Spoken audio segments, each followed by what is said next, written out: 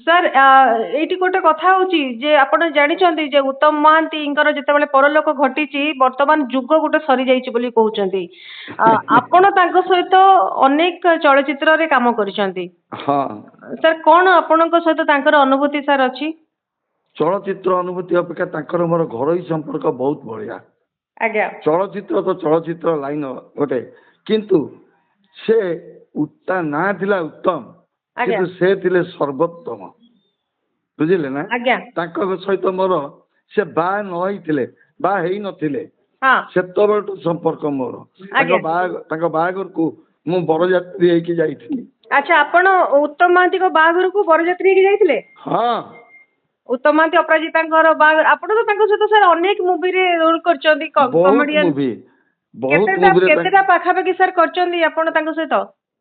ମୋର ମନେ ନାହିଁ, ତଥାପି 20 ଉପରେ କରିଛି ମୁଁ ତାଙ୍କ ସହିତ।